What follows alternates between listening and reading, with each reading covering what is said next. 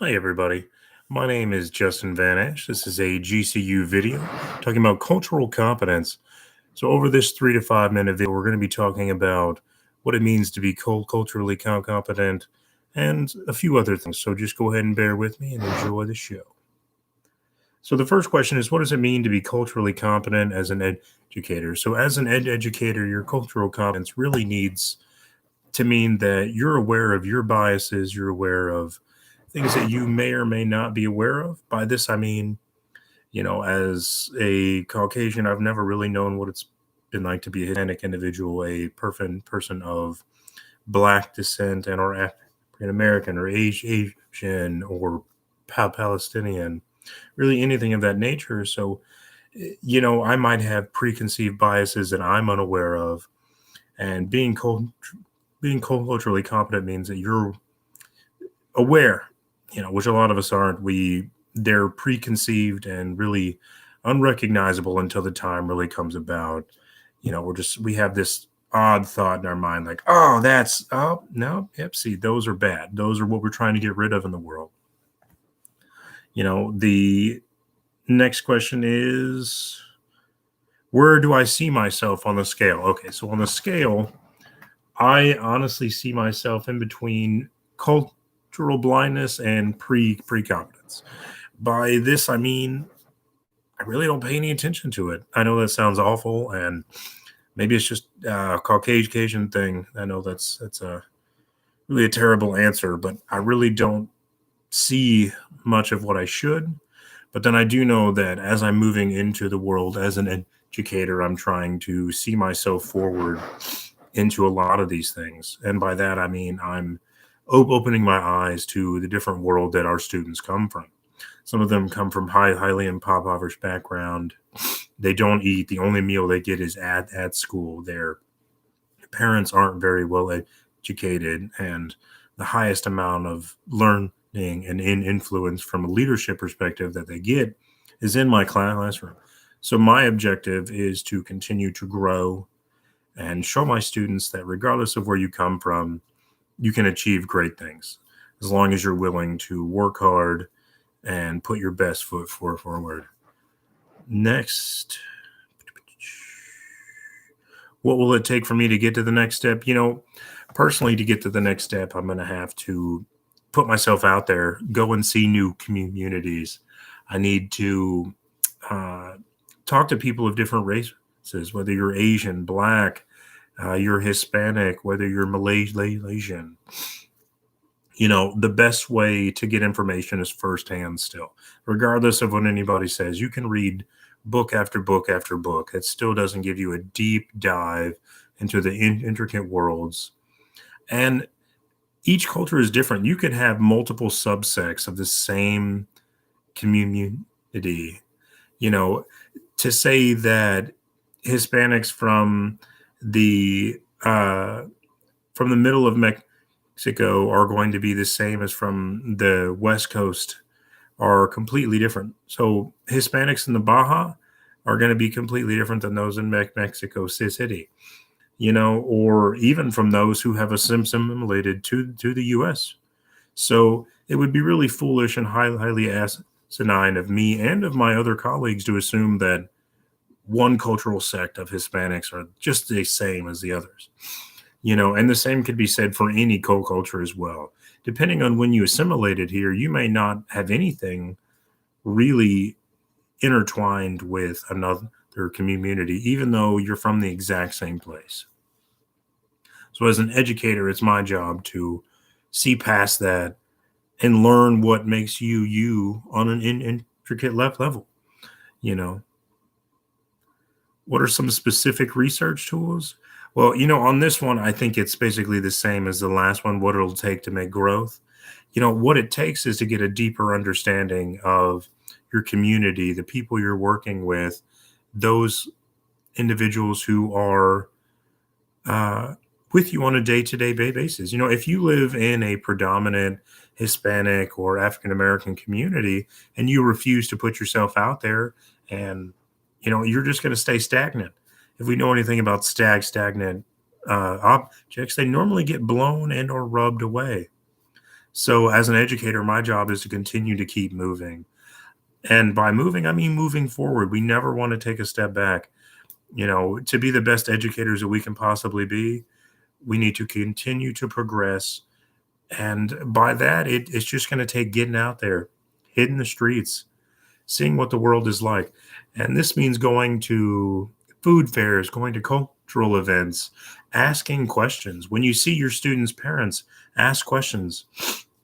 Hey, how are you? What do you guys do well? How do you think we can improve? What's something that I could help to do to make the education process better for you and your family? We need to remember that it's not only us teaching the students, but it may also be the students teaching their parents. For some of these individuals, this is the first generation to come to the U.S., so their parents may not have any idea how to help their kids. That's part of our jobs. We have to ask questions. We have to help not only our students but their parents, and helping everybody succeed is exactly how we help our students succeed. What will it look like to have a cultural inclusivity in the classroom? Uh, From my perspective, if you treat other people different based on the color of their skin, the language that they talk, the religion that they practice, you're basically putting a target on their back. And I don't mean any malice in this comment. What I mean is that kids have always been ruthless. They always find that little idiosyncrasy, and the problem with kids and adults is that adults sometimes are willing to see the beauty in something that makes us different. Kids, sadly, 90% of the time are not willing to see the beauty in what makes us unique. And so I think if you single out an individual or two individuals in a class because of something, you you make them not as desirable, if that makes sense. And our main objective as educators is to try to be inclusive, allow everybody to know that there are 7.2 billion people in the world and we are not all alike. We can live in a cold cul-de-sac and all be the same color, but we can all like completely different things, celebrate completely different traditions, eat completely different foods. But that doesn't mean either any one of us is better than the other. So in the classroom, the best thing to do is keep it fair and equal. Now I know we're all thinking to that picture where there's four individuals standing right up next to a fence. They're all standing on boxes. All of them have a different perspective. So from my point of view, you cut down the fence and you take away the boxes. Putting up a divider and allowing some individuals to stand on a taller box or a shorter box only leads to arguing, bickering, a failure to understand, and nothing really gets done. So the solution to have a thumbs up is we need to create an even playing field. By this, I mean I don't treat Johnny any different than I would Sally. I don't treat Sally any different than I would Frederica or Monica or Fernando. You know, I give you a certain set of expectations. I expect you to get up to these expectations. And regardless of the color of your skin, the language you speak, the religion in which you practice, we're all in this together. My job as an educator is to make sure that you, as my student, get as far as you can possibly go, and I am with you every step of the way.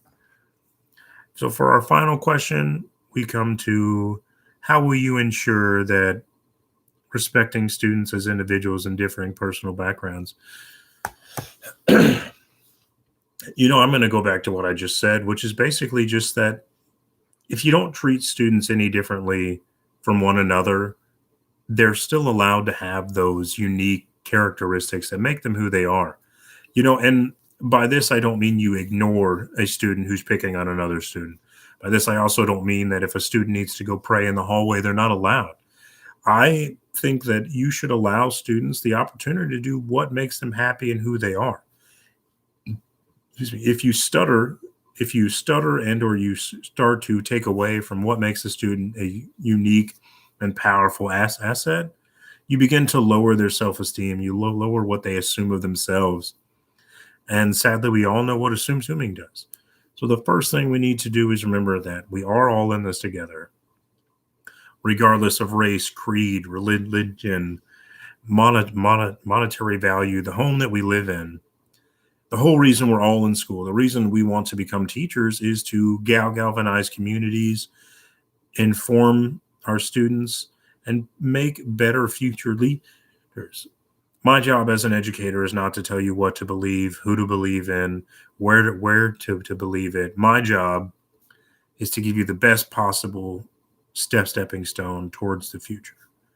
And in my personal view, regardless of what color you are, what you believe in, et cetera, my job is to teach. My job is not to view it one way or the other. But I also know that this means that each community is different. And part of my job is to get a deep dive and understand what each community needs. Some communities might need me to type out this piece of paper in both English and Spanish. Some of these might also need me to give my personal email, my work email, and my cell phone number, so that if you have any questions, you know exactly when and where you can contact me. Each place is different. It also might mean that my school might not have the amount of resources that we need to give to these students, which means I will need to go above and beyond, which is part of my job as an educator, to make sure everybody is on an even playing field. So if Johnny doesn't have internet, I need to find a way to get internet. I need to find a way that Johnny can do his work in a timely manner so that he doesn't falter in my class. And sometimes that's something we so often take for granted, is the little things that we consider necessities. Not everybody has that opportunity. So I know this has been a very long-winded video. I hope you've enjoyed it, and you guys have a great rest of your day. Stay safe out there. Please wear your mask.